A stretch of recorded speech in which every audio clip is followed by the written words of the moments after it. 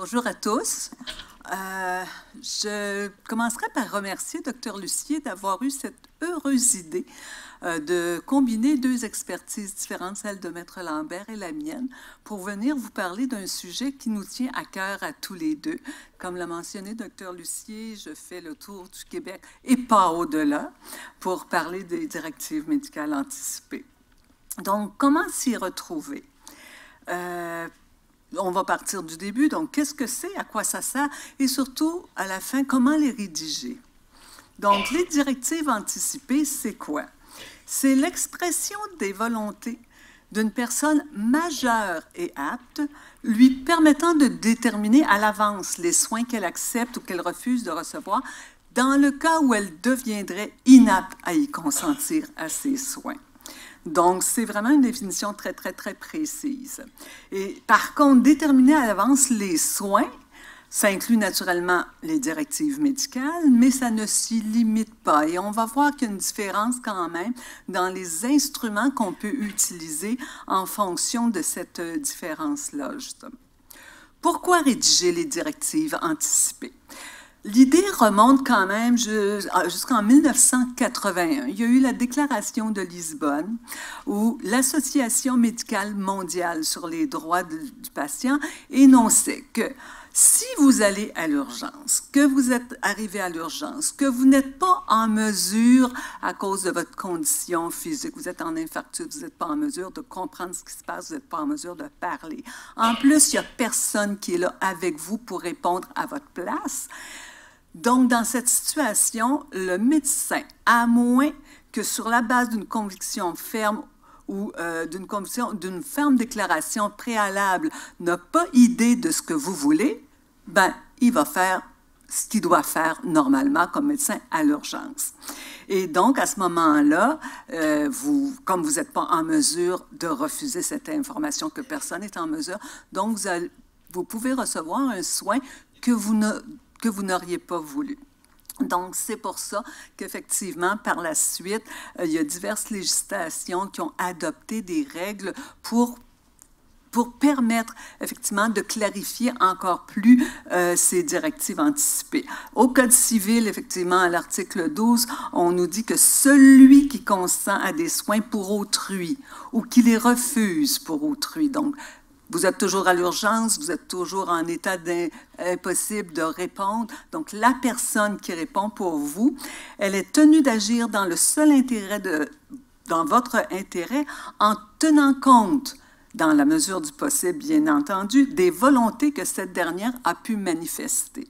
Il y a quand même eu une évolution dans la loi parce qu'auparavant, ce n'était pas en tenant compte, c'était beaucoup plus vague. Donc, la loi en 91 est venue préciser que la personne qui prend des décisions pour nous, elle doit vraiment tenir compte dans la mesure du possible. Si elle ne connaît pas ces décisions-là, bien, effectivement, elle va aller en fonction de ce qu'elle connaît de vous.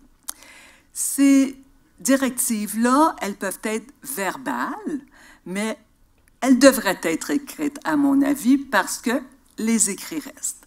Donc, si effectivement vous avez discuté avec votre fille, avec votre mari de ce que vous voulez ou de ce que vous ne voulez pas, ça se peut qu'arriver dans la situation d'urgence, on oublie, on ne soit pas tout à fait certain est-ce que c'était ça qu'elle voulait ou non. Donc, c'est toujours préférable que ce soit par écrit. Et par écrit, depuis donc les années 80, il existe différents types de directives, y compris les directives médicales anticipées. Il y a entre autres, et là je pense que beaucoup de gens vont reconnaître ces termes, le testament biologique, en anglais c'était le living will, qu'on appelle aussi testament de vie, testament de fin de vie ou directive de soins de fin de vie, tout ça c'est la même chose. Par la suite, il y a eu le mandat de protection, qu'on appelait autrefois mandat en cas d'inaptitude ou en prévision de l'inaptitude. Mais aujourd'hui, on parle de mandat de protection.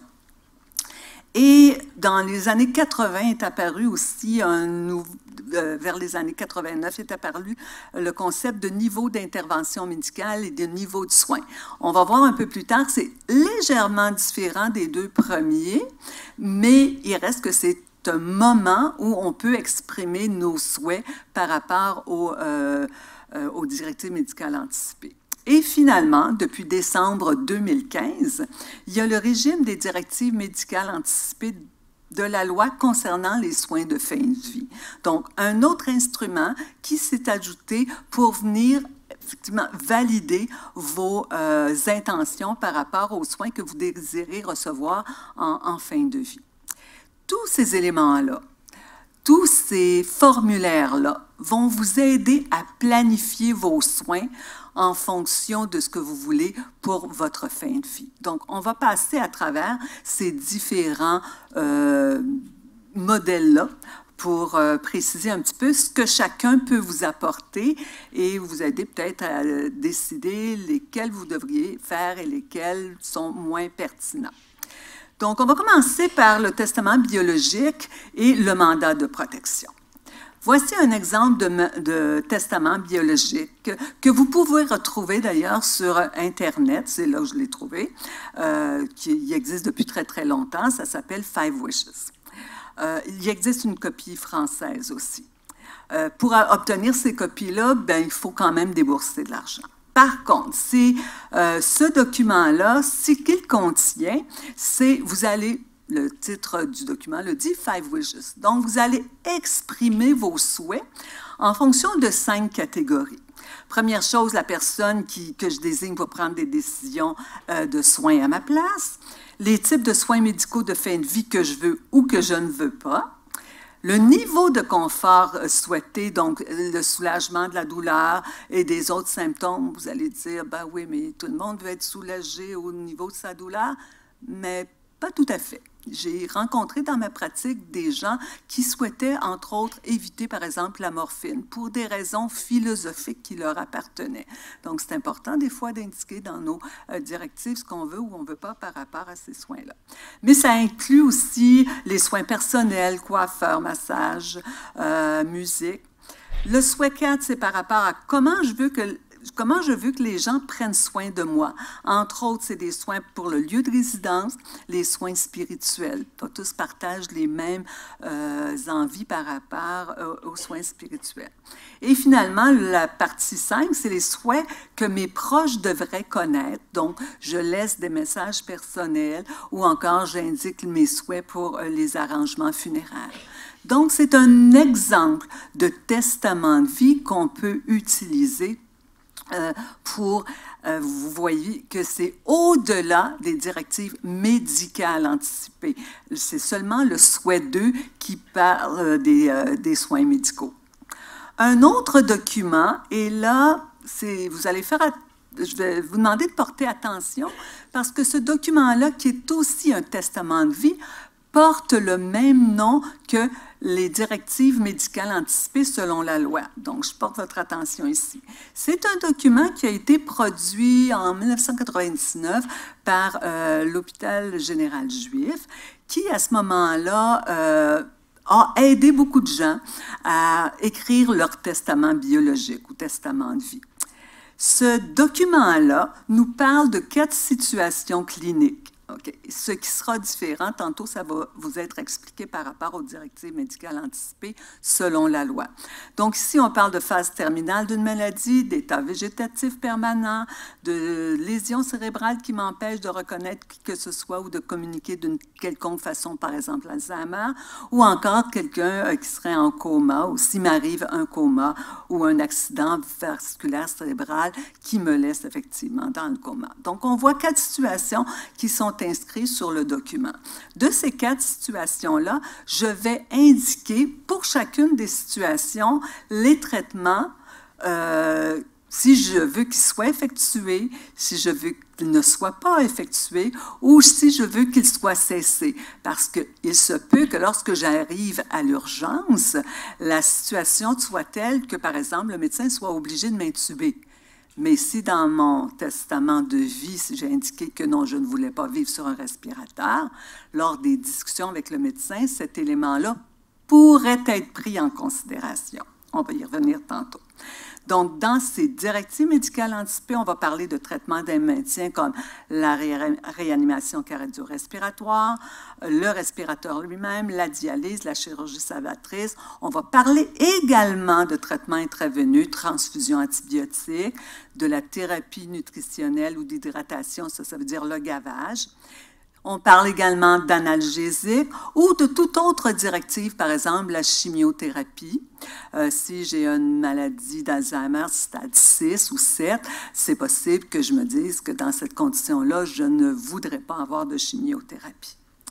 Donc, c'est les directives médicales qu'on suggère, qui sont suggérées dans le document.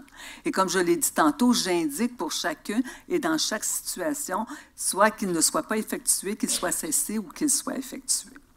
Mais ce document-là comporte, tout comme les 5 wishes de tantôt, d'autres directives, celle de rester à la maison, mes arrangements funéraires, est-ce que je veux une autopsie. Bon, cet élément-là d'autopsie, ce n'est plus pertinent, même si dans le document, on y fait référence, parce qu'aujourd'hui, les autopsies sont réservées, effectivement, dans des situations très particulières, dues, entre autres, à la pénurie de pathologistes. S'il y a divergence avec ma famille, voici ce que je désire. Les raisons qui ont motivé mes choix, le porte-parole de la personne si je deviens inapte. Donc ici aussi, on suggère d'indiquer le nom d'une personne. Le document comporte aussi une liste de mémoires qui vous aide à vous rappeler ce qui devrait être fait. Donc, rencontrer mon médecin pour qu'il m'aide à préparer mon testament et ça va jusqu'à mettre à jour mes directives anticipées une fois l'an ou advenant des problèmes de santé. Donc, il y en a une dizaine de points au niveau de l'aide-mémoire.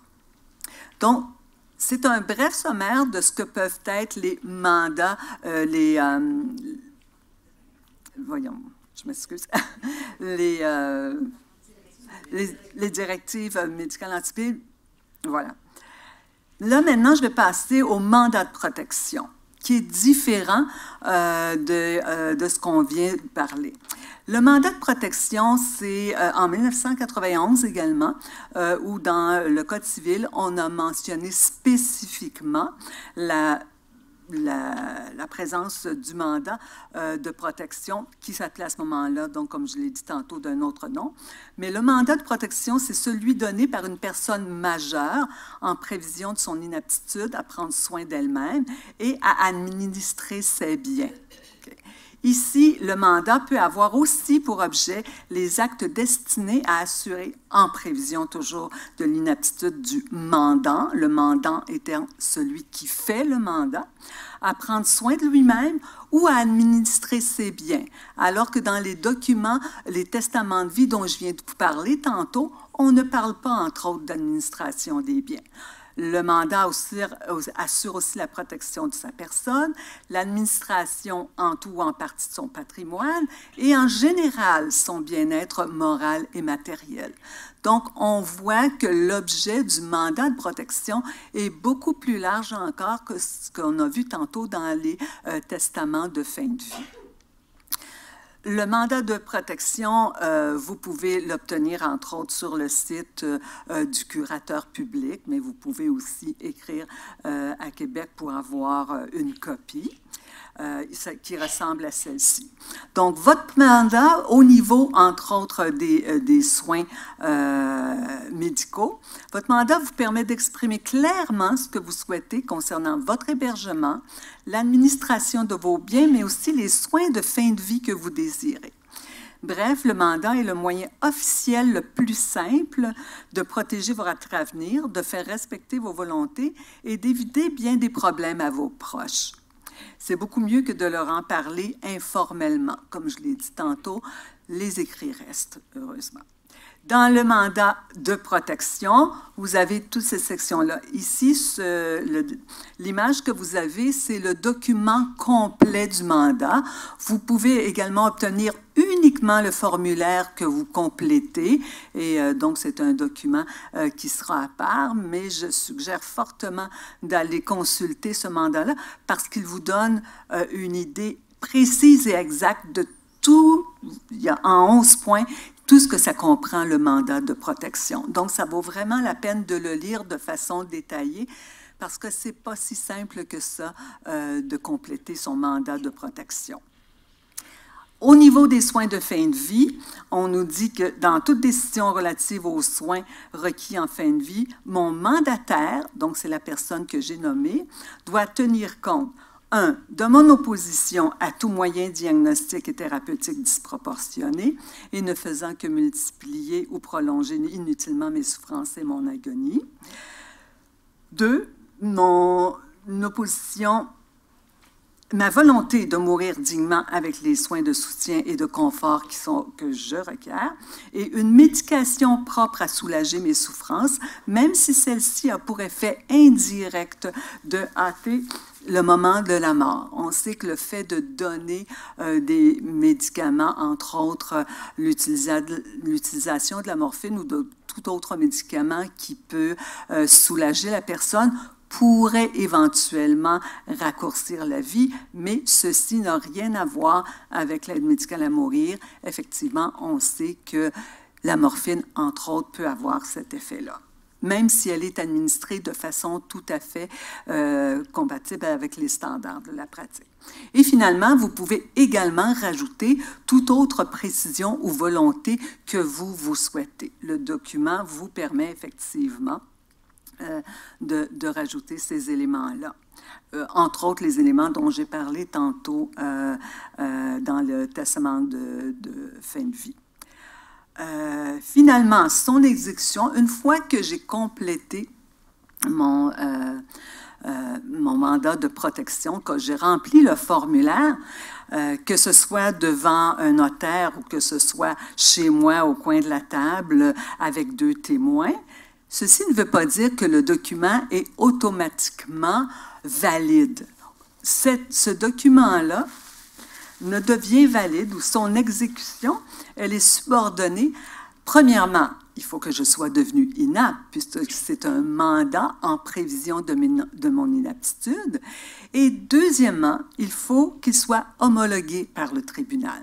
Homologué par le tribunal, ça veut dire qu'il y a toute une démarche qui va faire que mon mandataire va prendre mon mandat, va aller voir le notaire, soit chez que j'ai consulté ou un notaire qu'il connaît si je n'ai pas consulté de notaire.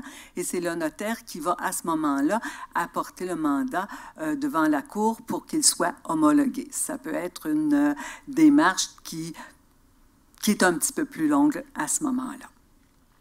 Donc, voilà les 2 types de documents que jusqu'à date, on avait l'habitude de compléter, donc le mandat de protection et les testaments de fin de vie ou testaments biologiques. Ici, une petite distinction, donc, pour préciser les éléments à retenir en vue de votre décision. Premièrement, le mandat de protection, c'est un document légal. Le testament biologique, il n'a pas de valeur légale. C'est sûr et certain qu'on va dire que lorsqu'un médecin est confronté à une famille qui nous arrive avec un document qui dit « Voilà, mon père ou ma mère ou mon père a rempli ce testament de fin de vie-là », le médecin peut se sentir une obligation morale d'accéder à ces souhaits-là. Mais il faut retenir qu'il n'a pas d'obligation légale en rapport avec ce document-là. Deuxièmement, le mandat de protection désigne une personne pour prendre des décisions ou pour consentir au nom de la personne inapte. Je l'ai dit dans les 2 types de formulaires que je vous ai présentés pour le testament biologique, on a effectivement indiqué qu'on pouvait désigner une personne qui va répondre à notre place. Okay? Mais on indique aussi les soins désirés et non, ou non dans l'éventualité d'une inaptitude à consentir aux soins. Par ailleurs, le mandat de protection concerne également l'administration des biens et la protection de la personne, alors que le testament biologique va être limité aux soins à prodiguer à l'approche de la mort, même si ce n'est pas seulement les soins médicaux, comme je vous ai parlé, ça peut être aussi tous les soins de confort, l'accompagnement qui accompagne la fin de vie. Et finalement, le mandat de protection, ça nécessite une homologation du mandat, alors que point de vue du mandat biologique, comme ce n'est pas un document légal, il n'y a pas de démarche légale. Et encore une fois, je répète que malgré tout, ça ressortira de la conscience du médecin de se dire, est-ce que je suis réellement volontés qui sont émises dans ce testament biologique-là, puisque je n'ai pas d'obligation légale de le faire. Donc, voilà pour les deux premiers types de documents qu'on peut à ce moment-là utiliser. Un troisième document est apparu, donc, comme j'ai mentionné, en 2015, et ce sont les directives médicales anticipées de la loi concernant les soins de fin de vie. Et je vais laisser Maître Lambert vous parler de ce sujet.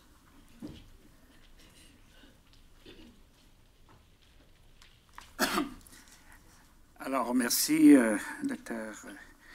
Fortune, et merci d'être venu nous entendre. Je vais me permettre de rebondir un petit peu sur les tout derniers éléments que notre conférencière vous a livrés. Quand on parle d'homologation à la Cour, là, vous n'avez pas besoin d'aller à la Cour. Et maintenant, depuis l'an 2002, la procédure se fait complètement dans le bureau du notaire. Ça peut se faire aussi à la Cour, mais sont tous faits maintenant par le notaire qui termine en déposant son procès-verbal de ce qu'il a fait en disant que le mandat doit être homologué. Et c'est aussi simple que ça. Autre élément concernant le mandat, évidemment, vous pouvez utiliser le formulaire du curateur public, mais comme notaire, évidemment, vous allez me permettre de vous dire que vous êtes mieux de consulter un notaire parce qu'il y a beaucoup de choses. Et souvent, je dis aux gens, si vous n'avez pas de sous, et vous avez à choisir entre un testament et le mandat pour aller chez le notaire, allez-y pour le mandat. Pourquoi? Parce que vous êtes vivant. Et c'est ce qui va se passer autour de vous qui va être important, alors que vous aurez pu vraiment prise sur la réalité. Alors que le testament, vous voudrez bien faire, mais vous ne serez plus là après. Alors donc, les gens s'organiseront bien. Donc, si on avait un choix à faire, je vous dirais, le mandat il est plus important. Ceci étant, on va poursuivre notre sujet. Alors, pourquoi avons-nous dans la loi concernant les soins de fin de vie des directives médicales anticipées? C'est que tout ce que Dr. Fortune vous a dit, à l'exception du mandat, mais même lui, trouvait très peu de respect par rapport au monde médical. Je me rappelle en commission parlementaire, en l'an 2000, d'avoir vu le président d'une association médicale dire qu'il ne s'occupait pas de ça, même le mandat notarié. Nous autres, on réunit la famille en arrière de la porte, puis on leur dit « Qu'est-ce que vous voulez qu'on fasse? » Comme juriste assis en arrière, j'ai sauté un peu. Et la commission « Mourir dans la dignité », là, qui s'est promenée au Québec, a eu le même genre de commentaires. À la fois, de nombreux utilisateurs ont dit on a beau avoir laissé des directives, mais ils ne sont pas respectés. Puis les médecins ont dit nous autres, on ne veut pas se badrer de ça. C'est un peu dommage parce que le Code civil est assez clair là-dedans, et je vais y revenir tantôt. Alors donc, juste rapidement pour situer les directives médicales anticipées, la loi concernant les soins de fin de vie traite de 3 axes de soins. Évidemment, il y a un 4e volet qui est s'assurer qu'il y ait des soins palliatifs de qualité accessibles à tous partout au Québec. Mais ça, ce n'est pas un soin, c'est autre chose. Donc, au niveau des soins, la sédation palliative continue. Alors ça, on met quelqu'un dans le coma jusqu'à temps qu'il décède. On laisse aller le parcours de la maladie, mais la personne ne s'en rend pas compte. L'aide médicale à mourir, ça, je pense que vous en avez entendu amplement parler, c'est un geste qui provoque la mort, directement pour faire cesser les souffrances.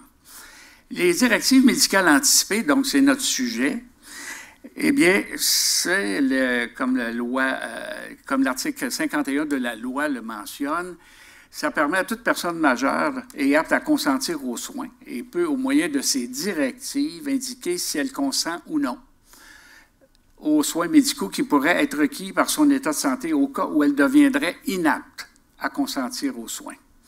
Bon, il y aurait déjà beaucoup à dire ici. Les DMA, dans le fond, ils sont là surtout pour les refus, parce que normalement, on est toujours présumé d'avoir consenti quand c'est quelque chose qui est pour notre bien.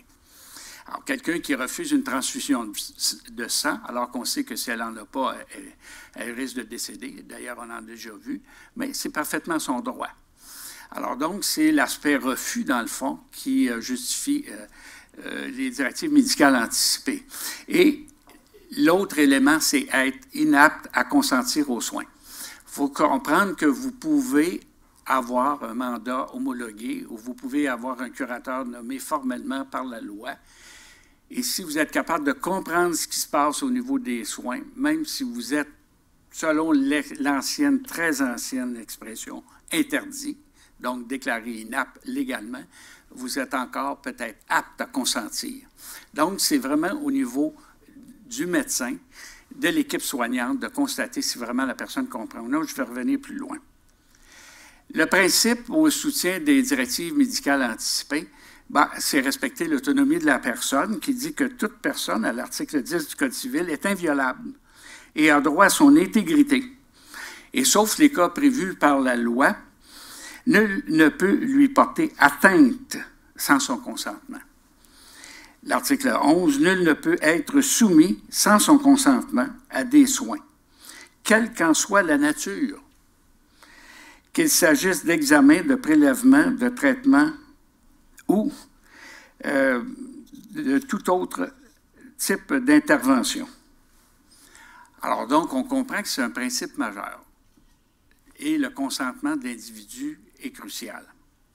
Donc, la commission Mourir dans la dignité a dit, on trouve ça un petit peu inacceptable que les gens qui se donnent la peine de faire des directives médicales anticipées, que ça ne soit pas respecté toujours, alors que ça le devrait. Alors donc, c'est une recommandation de la commission. Mais la commission a ajouté aussi autre chose d'important, et ça aide à comprendre et peut-être à répondre à une de vos questions que vous allez avoir. Pourquoi les directives médicales anticipées prévues par la loi et dont je vais vous parler d'une façon précise tantôt quant à l'écrit, c'est très limité. Et la commission a dit, il faudrait que ce soit le gouvernement, donc le législateur, qui l'édicte dans sa loi pour que le personnel médical soit obligé de les respecter. Et deuxièmement, que les personnes qui font ces directives puissent le faire, mais dans un corridor, si vous me permettez l'expression, assez étroit. On n'a, par exemple, pas voulu suivre ce que l'hôpital général juif a fait, parce que c'est assez long et complexe pour ceux qui ont vu le document. Parce que la commission a estimé que les gens étaient peut-être à exprimer un refus sans connaître les conséquences. Et c'est toujours un petit peu difficile dans l'avenir à interpréter un refus qui a été donné 5 ou 10 ans avant que le soin soit requis. Pourquoi? Bien, parce que les soins évoluent. Moi, je peux très bien avoir refusé un soin aujourd'hui, parce qu'il est trop douloureux et j'estime qu'il va me faire perdre ma dignité, surtout que je risque de perdre l'esprit alors que je veux le conserver jusqu'à la fin. Mais peut-être que dans 5 ans, ce même traitement-là n'aura plus les mêmes effets. Alors donc, à cause de ça, la commission a dit aux législateurs, mais soyez prudents. Alors donc, les directives médicales de la loi concernant les soins de fin de vie, donc, on va le voir tantôt, concernent 3 situations cliniques et 5 soins précis. Alors donc, autonomie de la personne, droit sur son propre corps, donc on peut refuser. C'est une démarche très personnelle. Donc, c'est vous-même qui rédigez ou faites rédiger le document et il n'y a pas personne d'autre qui rentre dans le décor. Donc, ce n'est pas un mandat que vous donnez à quelqu'un de donner un consentement à votre place. C'est vous qui le donnez immédiatement dans le document et vous vous adressez directement au personnel médical qui doit évidemment exécuter vos volontés, doivent le respecter. L'article 58 dit les DMA versés au registre ou au dossier de la personne, registre, ça c'est celui de la Régie de l'assurance maladie, je vais en parler tantôt, ont à l'égard des professionnels de la santé ayant accès à ce registre ou à ce dossier la même valeur que des volontés exprimées par une personne apte à consentir aux soins. C'est-à-dire que si moi aujourd'hui, apte, je dis non, je ne veux pas tel soin, c'est certain que le personnel médical va respecter ça. Si je dis la même chose dans mes DMA, c'est comme si je venais de le dire, même si je suis devenu inapte. C'est ce que la loi dit ici, a la même valeur que des volontés exprimées par une personne apte à consentir. Et si ce n'est pas respecté, le tribunal peut, sur demande, par exemple, du mandataire ou du curateur, ordonner le respect. Donc, définition, ça, je pense que le docteur Fortune l'avait fait avant moi, alors j'y reviens. C'est bon de répéter. Un écrit par lequel une personne majeure et apte à consentir à des soins indique à l'avance son consentement ou son refus de recevoir certains soins médicaux dans le cas où elle deviendrait inapte à consentir à des soins. Elles ont une valeur contraignante. Et les personnels qui ont accès ont l'obligation de les respecter. Ils n'ont pas à demander à une autre personne de consentir ou refuser aux soins requis. Ça, c'est la base importante. Donc, le cadre d'application, évidemment, des directives médicales anticipées, je précise, de la loi concernant les soins de fin de vie, n'ont de valeur juridique contraignante que si l'auteur de ces directives, bien évidemment, est devenu inapte. Parce que si la personne est apte, bien, c'est elle qui va consentir ou elle pourra refuser. Donc, peu importe l'endroit ou le moment où les soins sont requis par son état de santé ou traumatique. Bon, traumatique, par exemple, le boxeur là, qui s'est fait cogner un peu raide, là, dans l'hypothèse où il serait... qui ne reviendrait pas et qui aurait laissé des DMA, alors le personnel médical sera obligé de les respecter. Donc, ce n'est pas nécessairement juste pour maladie, mais une situation traumatique, accident, par exemple. Alors, la constatation de l'inaptitude, ce sont les articles 57 et 58 de la loi. L'aptitude est mesurée, évaluée par le médecin. Donc, le tribunal n'entre pas en cause. Donc, ce n'est pas comme pour le mandat, par exemple, où il faut avoir en bout de ligne, je vais dire le sceau de la cour. Ici, c'est le médecin qui prend sa décision. Donc, dans l'échange avec son patient, s'il s'aperçoit que la personne ne comprend pas, parle de quelque chose, il lui demande. Généralement, le principe, c'est est-ce que vous avez compris, êtes-vous capable de m'expliquer ce que je viens de vous dire? Puis là, ça accroche. Donc là, on s'aperçoit que la personne n'est pas apte. Alors, le médecin va faire une inscription au dossier en disant « Moi, j'estime que ce patient-là n'est pas apte à consentir à des soins. » Alors, donc, aucun jugement du tribunal nécessaire. Les conditions de forme, il faut que ça soit un écrit. Alors, tantôt, on disait c'est passé qu'on le fasse verbal, mais des écrits restent. Dans ce cas ici, c'est non seulement souhaitable, mais c'est obligatoire. Ça prend un écrit selon deux formes. Encore là, c'est la commission Mourir dans la dignité qui a dit au gouvernement, aux législateurs, permettez pas que ça se fasse n'importe comment. Donnez un cadre rigide pour éviter que ça parte dans toutes les directions et que ça cause des problèmes d'interprétation au personnel médical pour interpréter. Donc, un écrit, deux types possibles. L'écrit devant témoin, je vais dire quand est-ce, comment et comment on l'obtient, ou l'acte notarié.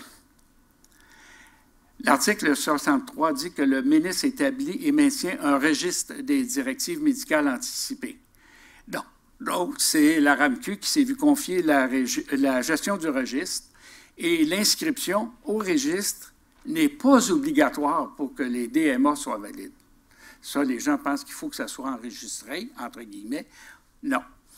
Par exemple, si vous avez fait des directives, selon l'une ou l'autre des formes, soit devant le notaire, puis vous avez votre copie, ou encore le formulaire que vous allez recevoir de la RAMQ, vous l'avez fait, vous avez respecté la façon de le faire, puis vous avez décidé de le garder, ou simplement de le donner à votre médecin dans son bureau, c'est valable. Pas obligé. Mais c'est hautement souhaitable. Pourquoi? Rien ne dit qu'on va trouver votre document quand ça va être le temps, ou encore que le médecin à qui vous l'avez donné, bien, il ne sera peut-être plus dans le trafic, il aura peut-être égaré, cherchons. Donc, avec l'inscription au registre, vous vous donnez l'assurance que ça sera bien connu au moment opportun. Donc, les DMA devant témoin, la première façon que vous pouvez faire, vous faites une réquisition téléphonique à la Régie de l'assurance maladie du Québec, ou maintenant, depuis quelque temps, vous pouvez faire aussi votre réquisition en ligne si vous avez votre code Sécure. Et là, soit par téléphone ou en ligne, on va faire une première saisie d'informations. Donc, on ne fera pas juste vous expédier un formulaire. Sinon, on aurait pu mettre ça dans un CLSC un peu partout, dans les papeteries. Non, c'est un formulaire qui est au départ personnalisé. Donc, votre nom, votre adresse, votre numéro d'assurance maladie et les autres informations qu'on vous demande pour bien vous identifier. Et là, vous allez recevoir un formulaire avec un code barre. Donc, vous ne pourrez pas le passer et dire, tiens, au voisin, tiens, faites-toi une photocopie. Ça ne marche pas. C'est strictement personnel. Une fois qu'il est complété, le formulaire doit être expédié par la poste à la régie qui va le traiter et, évidemment, va l'inscrire au registre. Les DMA notariés, c'est le notaire qui s'en occupe de tout ça. Alors, vous comparaissez devant lui comme vous le faites pour tout autre acte. Vous, évidemment, donnez vos directives. Oui, j'accepte, non, je refuse. Et après la signature, le notaire, électroniquement, transmet une copie au registre de la RAMQ. Et les DMA sont confidentiels. Donc, ce n'est pas n'importe qui va se mettre le nez là, ou va consulter le registre pour savoir en avez-vous fait. Non, il n'y a que vous qui pouvez le savoir ou demander à la RAMQ de consulter parce que vous avez vous-même perdu votre copie, puis vous voulez vous rappeler ce que vous avez fait il y a 3-4 ans, ou les professionnels de la santé qui ont accès avec leur numéro de code de praticien de la médecine. Maintenant, est-ce qu'on peut les modifier une fois qu'on les a faites? Bien sûr. Ça peut se faire verbalement. Alors, vous êtes apte. Vous dites, non, j'ai déjà dit que je refusais, maintenant j'accepte. Ou c'est l'inverse. Je n'avais pas refusé dans le temps, mais aujourd'hui, ça ne m'intéresse plus, je refuse. Alors, ça se fait aussi, et souhaitablement, par un écrit, selon l'une ou l'autre des formes qu'on vient de dire, et ce n'est pas nécessairement besoin que ça soit la même. Vous pouvez avoir fait des DMA notariés et les modifier avec le formulaire de la RAMQ, ou vice-versa. Alors, peu importe la forme antérieure utilisée. Et l'inscription, évidemment, encore une fois, au registre est souhaitable. Et j'attire votre attention particulière. Les directives médicales anticipées ne peuvent être faites pour requérir l'aide médicale à mourir et c'est textuel dans la loi. Alors, le Dr. Fortin avait parlé, j'y reviens là-dessus, parce que régulièrement, les gens disent, moi, je veux, notaire Lambert, faire des DMA là, parce que je veux avoir l'aide médicale à mourir. Non. L'aide médicale à mourir, c'est un formulaire précis, particulier, émis par le ministère de la Santé, qui doit être fait dans un cadre très précis. Et l'auteur des DMA est présumé avoir obtenu l'information nécessaire à une décision libre et éclairée. Alors, à cet effet, il existe, pour ceux qui sont habiles un peu pour se promener sur Internet, alors je vous le donnerai, ceux qui voudront à la fin, parce que je ne vais pas étirer, mais il y a un site, Québec Santé, Système et services de santé, soins de fin de vie. Et en ouvrant, il y a 4 rubriques. La deuxième, c'est les DMA. On clique là-dessus, puis là, ça vous donne de l'information minimale. C'est important. Moi, je demande à mes clients, je ne leur fais pas signer des DMA comme ça, vite, vite, du bureau. On en parle au téléphone, puis là, je leur dis, vous allez vous informer, parlez-en à votre médecin, etc. Parce que quand on dit, je refuse la dialyse, il faut toujours savoir c'est quoi les conséquences. C'est pas juste demain, oh non, moi, ça ne m'intéresse pas cette affaire-là. Non, non. Il faut que vous ayez l'information. 3 situations qui sont visées par la loi. Donc, je vous ai dit que le législateur a suivi la recommandation de la Commission Mourir dans la dignité, a limité à 3 situations cliniques. La première, la situation de fin de vie. Donc, la personne souffre d'une condition médicale grave et incurable et se retrouve en fin de vie. La deuxième, situation d'atteinte sévère et irréversible des fonctions cognitives. Alors, ça peut être un état comateux. Donc, je reviens encore à l'exemple de notre boxeur ou un autre traumatisé de la route, par exemple, dans un accident. Ou un coma qui est aussi consécutif à l'évolution d'une maladie, ou un état végétatif.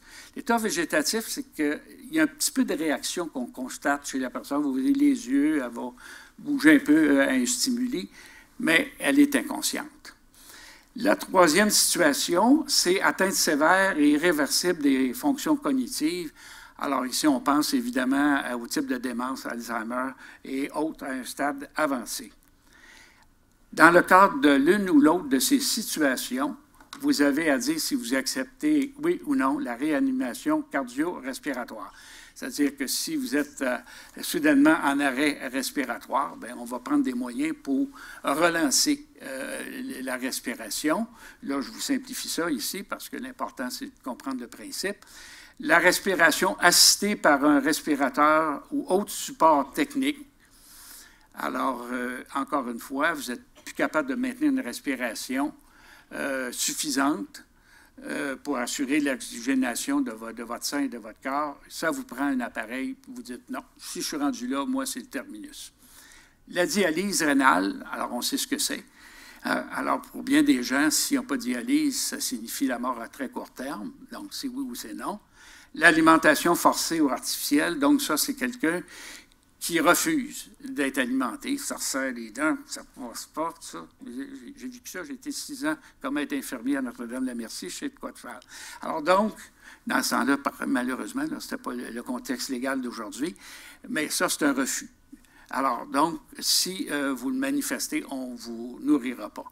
L'hydratation forcée ou artificielle, même principe pour boire, alors pour s'hydrater. Je fais ici une petite parenthèse pour dire que même si vous avez des directives semblables et que par ailleurs vous avez accepté de donner vos organes, là, on vous alimentera ou on vous donnera l'hydratation nécessaire pour qu'on puisse préparer les receveurs, donc ce 36 heures, 48 heures maximum où il faut que le donneur soit maintenu en vie. Ça n'empêche pas ça. On comprend que, par contre, on n'étirera pas la sauce si vous n'êtes pas dans cette situation-là. Alors, toute autre volonté que la personne souhaite exprimer doit être faite dans un autre véhicule, parce que le Dr. Fortune nous a donné exactement toute la panoplie. Je ne pense pas qu'elle en ait oublié, c'est vraiment complet. Alors donc, on précise que consentir à un soin, ça ne veut pas dire l'exiger. Ça, quand on a travaillé dans le comité, parce que j'ai été dans le comité ministériel pendant 1 an et demi où on a travaillé justement ce formulaire, les médecins nous ont dit, souvent les gens voient que quand c'est marqué « j'accepte un soin », ça veut dire le patient l'exige. Et là, la famille est là, vous allez le faire, docteur, regardez, elle a dit qu'elle voulait. Mais non, c'est si médicalement approprié. Alors, le formulaire est fait et il mentionne. On est là pour dire j'accepte un traitement si effectivement ce soin-là est requis. Pas un traitement parce que je le veux, mais que ça n'a pas rapport ou que ça n'apportera rien à mon état de santé. Ils ne sont pas un obstacle aux soins de confort. Ici, je donne comme exemple un patient qui a un cancer en phase proche de la fin et qui soudainement contracte une pneumonie parce que le virus court dans l'hôpital. Alors, on comprend que là, la personne, dans une pathologie qui n'a rien à voir avec son cancer, souffre terriblement. Donc, on va s'organiser pour soulager la pneumonie, mais on n'interviendra pas dans le processus de l'évolution du cancer si tels sont les vœux et l'intention de la personne. Donc, n'empêche pas le maintien des fonctions vitales nécessaires au don d'organes si la personne y a consenti. Alors voilà, ça complète pour moi et je reprends, je passe la parole à Dr. Fortune.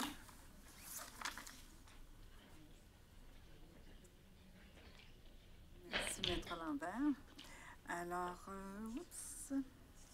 donc je vais revenir ici donc pour spécifier certaines distinctions entre ce que j'ai appelé les directives anticipées, mandat ou testament de vie, et les DMA selon la loi, donc les directives médicales anticipées selon la loi. Les DA, directives anticipées, comme je vous l'ai mentionné tantôt, il existe plusieurs types. Alors que pour les DMA, selon la loi, il n'y a qu'un seul formulaire qui est prescrit et qu'on est obligé d'utiliser. Dans les directives anticipées autres, elles ne sont pas contraignantes pour le médecin. Donc, le médecin peut juger, et encore plus quand il s'agit d'un testament de vie, le médecin peut juger effectivement que non, le soin est quand même requis. Alors que les DMA, selon la loi, elles sont ma décision que j'ai inscrite sur le formulaire, elle est contraignante pour le médecin. Les DA n'engagent pas les professionnels, alors que les DMA, selon la loi, créent des obligations pour les professionnels. Ce que ça veut dire, ça, c'est que si effectivement j'ai fait une DMA selon la loi, que je l'ai envoyée au registre, et c'est pour ça que c'est important que ce soit envoyé au registre, le médecin a l'obligation, selon la loi concernant le soin de fin de vie, puis là, je ne me souviens plus de l'article, mais l'article dit très bien que les médecins ont l'obligation, lorsqu'ils sont devant un patient qui est inapte à consentir aux soins, d'aller vérifier au registre si ce patient-là a signé des DMA selon la loi. Donc, ça crée vraiment une obligation pour les médecins. Et les DMA ont préséance sur les volontés exprimées sous quelque forme que ce soit, donc y compris aussi sur mon mandat de protection. J'ai inscrit dans mon mandat de protection certaines choses et idéalement, il faudrait que les DMA selon la loi et mon mandat correspondent. Mais il faut se souvenir que les DMA selon la loi vont avoir priorité sur tout autre document que j'aurais signé.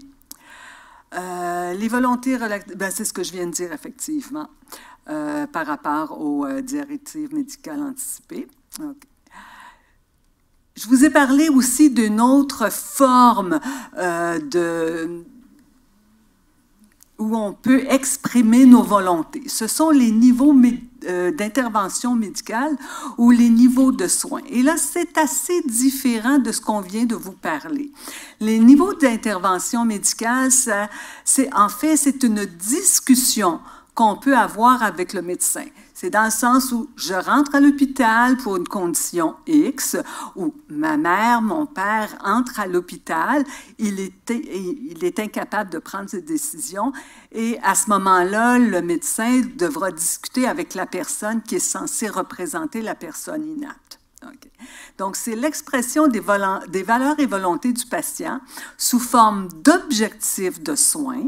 Donc, ce n'est pas par rapport à un tel soin, je ne veux pas de réanimation cardio-respiratoire, je ne veux pas de transfusion, mais ce sont des objectifs de soins qui résultent d'une discussion entre le patient ou son représentant, si le patient est inapte, et le médecin, concernant l'évolution anticipée de l'état de santé, les options de soins qui sont médicalement appropriées, encore une fois, et leurs conséquences, et qui permettent d'orienter les soins et de guider les choix des interventions diagnostiques et thérapeutiques. Et en fait, depuis 2016, l'INES a produit effectivement ce qu'on appelle un formulaire harmonisé des niveaux de soins et de réanimation cardio-respiratoire. L'objectif A, c'est par exemple celui qui voulait, dans toutes conditions, prolonger la vie par tous les soins nécessaires. Donc, moi, je veux de la réanimation, je veux être mis sur respirateur, je veux avoir de la dialyse parce que c'est un soin qui, si jamais j'en ai besoin et que le médecin me l'offre, je suis d'accord pour accepter ce soin-là. L'objectif B, c'est de prolonger la vie, mais par des soins limités. Oui, j'ai encore beaucoup d'années devant moi, je pense que je suis en forme, mais par contre, je ne veux pas non plus avoir des soins comme la dialyse, parce que ça, je ne vois pas comment je pourrais passer à travers ça, après explication du médecin, bien entendu. Donc, il y a une grande partie des soins, je suis d'accord pour les recevoir, mais il y a certains soins où je trouve que ça va au-delà de ce que moi, je souhaite. L'objectif C, c'est d'assurer le confort prioritairement à prolonger la vie.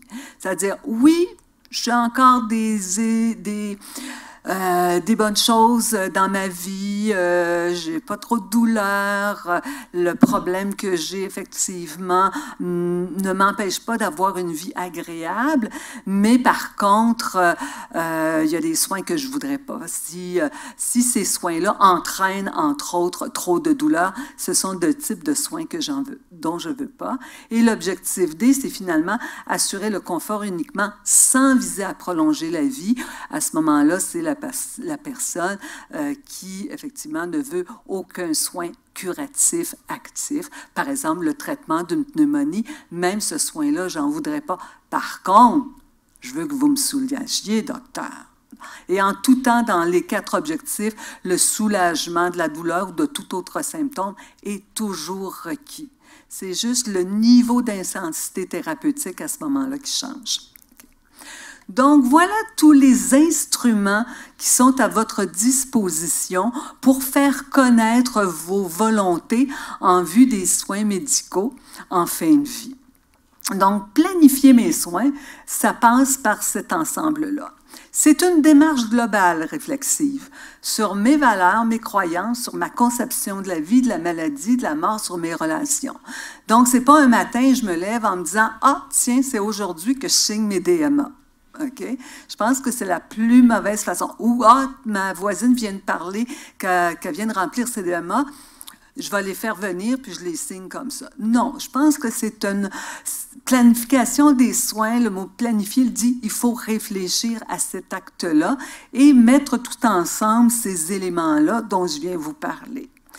Pour exprimer vos directives médicales anticipées, de quelque nature qu'elles soient, ça a été dit souvent, il faut être majeur et il faut être apte à consentir à des soins, c'est-à-dire être capable de comprendre l'information reçue sur votre état de santé, être capable de décider ce qui vous convient le mieux et aussi être capable de communiquer votre volonté.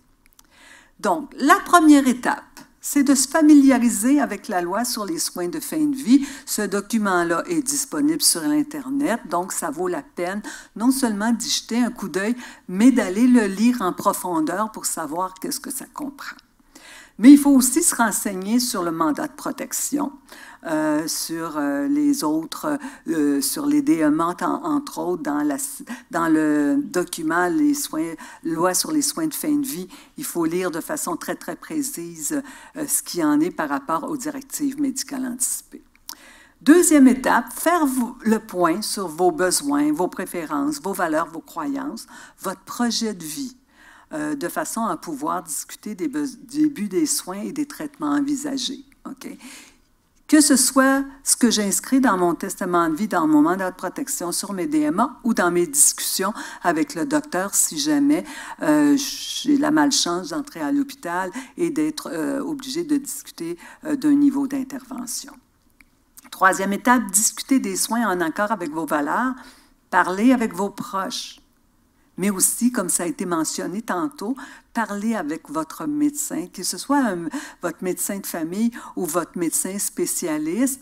Quand on remplit ces documents-là, il y a plein d'interrogations qui devraient survenir au fur et à mesure qu'on le remplit. C'est quoi la dialyse? Qu'est-ce que ça veut dire? C'est quoi le respirateur? Est-ce qu'on peut l'arrêter? C'est quoi, effectivement, un gavage? Un gavage, est-ce que c'est quelque chose qui est toujours permanent ou ça peut être temporaire? Donc, il y a plein de questions que je peux avoir à poser à quelqu'un.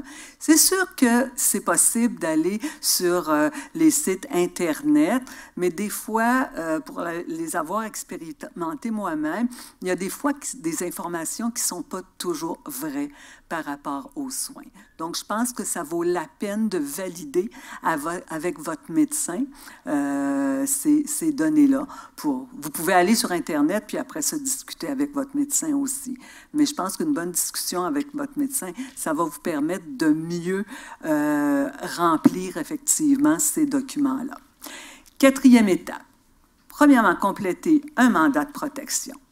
Au pire des cas, si vous ne voulez pas un mandat de protection, au moins un testament de fin de vie. Et, c'est pas où, et compléter le formulaire des DMA prescrit par la loi concernant les soins de fin de vie. Pourquoi les deux? Bien, je vous l'ai dit tantôt, parce qu'effectivement, ça a été dit tantôt, les DMA n'incluent pas tous les soins. Alors, et le mandat de protection, c'est un document dans lequel je peux ajouter d'autres éléments.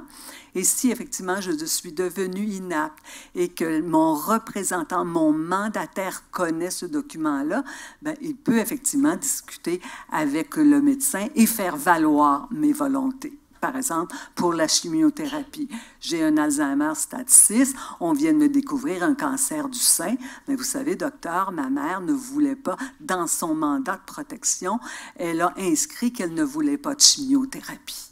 Okay? Et donc, à ce moment-là, le médecin va se sentir beaucoup plus lié si c'est indiqué dans un mandat de protection. Et je rappelle ici, ne pas oublier également, dans la planification des soins, la déclaration des dons d'organes et des dons de tissus. Quatrièmement, comment on complète un mandat de protection? Je l'ai rapidement mentionné. Le document est disponible sur le site du curateur, mais vous pouvez faire venir une copie à 9,95 aux publications du Québec. On choisit son mandataire, son ou ses mandataires, parce que selon le nombre d'enfants que vous avez dans la famille, ça peut être différent. Mais pour ça, il faut aussi connaître le rôle et les responsabilités de notre mandataire. Donc, c'est pour ça que je vous ai dit tantôt qu'il faut lire attentivement ce document-là. Ça a été mentionné, ça peut être fait par acte notarié ou devant témoin.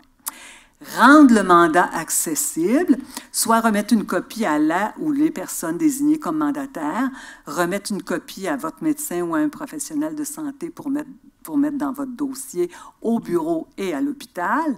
Et puis, si ça a été fait devant notaire ou avocat, le mandat est inscrit au registre de dispositions testamentaires et des mandats du Québec. Ça m'est arrivé à plusieurs reprises d'avoir dans ma pratique des familles, des filles qui m'arrivaient 1 an, 2 ans après que la mère soit entrée en CHSLD, qu'on ait discuté des niveaux de soins avec effectivement l'idée de ce que la fille pensait qui serait le mieux pour sa mère parce qu'elle n'avait pas de document et qu'1 an et demi, 2 ans après, elle m'arrive en disant « Oh, docteur, j'ai retrouvé ce document-là dans les papiers de ma mère. » Et c'était leur mandat de protection. Mais elle n'en avait jamais entendu parler. Et donc, heureusement, la plupart du temps, les souhaits de la mère avaient été respectés parce que la fille connaissait relativement bien, sans en avoir discuté avec sa mère, connaissait relativement bien. Mais c'est encore mieux, elle se serait sentie beaucoup moins coupable de prendre certaines décisions, parce que ça, c'est un élément important quand on discute des niveaux de soins avec les familles et qui ont à prendre une décision pour un autre. Oui, mais docteur, c'est difficile à prendre cette décision-là, entre autres par rapport à la non-réanimation cardio-respiratoire. Donc, c'est important de rendre accessibles ces documents-là. 4e étape, donc, alternative au mandat de protection, j'ai mentionné le testament de vie. C'est un écrit holographe, donc à la main, et il y a différents modèles qui sont disponibles. 4e étape encore, donc compléter les DMA prescrits par la loi 2. Comme Maître Lambert l'a mentionné tantôt, je ne reprendrai pas toutes les explications et effectivement, ça vous a été décrit très bien.